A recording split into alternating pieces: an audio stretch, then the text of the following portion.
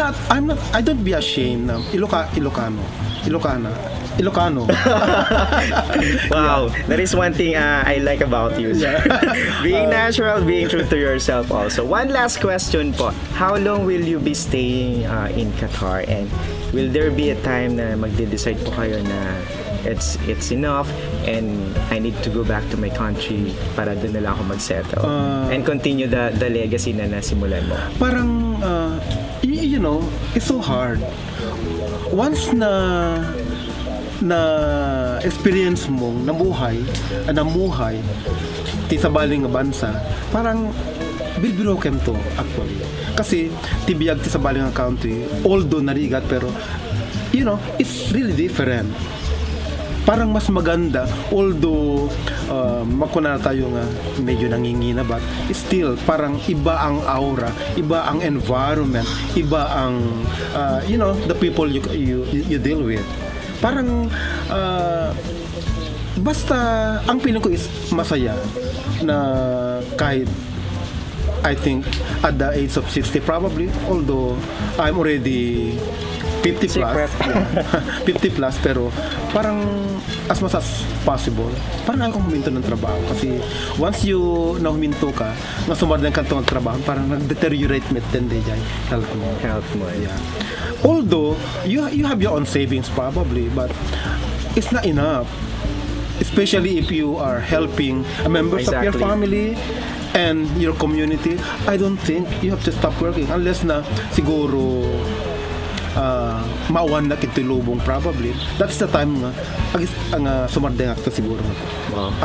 Ag ibang bansan, but if ever I have given a chance still to work to any country, I think gusto ko pa rin siya. So any final words po, or gusto niyo pong batiin mga kaibigan niyo bago po tayo magtapos?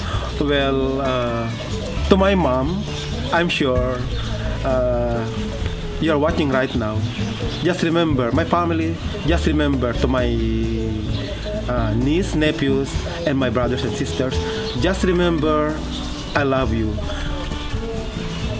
Kayo ti gapuna no apay nga agsakripisyo na kagtatrabaho sa baling nga bansa, tanjak kayat ngamin nga maranasan nyo dagi naranasak idi during my childhood nga narigat ti biyag mi, kayat ko nga pa-experience kanya dadi, you know, to have a better life, kasi nagrigat ti kunada nga napanglaw. Wow.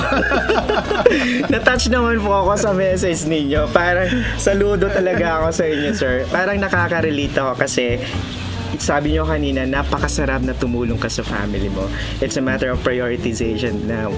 At the end of the day, kaya nagtatrabaho is para sa family mo pa. And that made you a pride Ilocano talaga. Yeah. One of the pride of Ilocano, ika nga nila. Sir, ang dami kong natutunan sa inyo. Maraming salamat po for being with us today. Yeah. It's really an honor and privilege to be with you and the whole family of Core TV po. So lahat ng mga televiewers natin, sa lahat ng mga Ilocano out there watching with this segment, sana na-inspire kayo ni Sir Bart, at sana po ay magsilbing aral at inspirasyon lahat ng mga napag-usapan naming dalawa. And soon, kayo din na ma-feature dito sa Ilocano Act segment po. Once again, sir, thank you. Thank you. And nice meeting you. Yeah. Hope to work with you soon with our with our charitable activities next time. Yeah, sure, yeah. Yeah, so yan po kasi Mr. Bart de Peralta, and magbabalik po ang Wake Up Ilocos.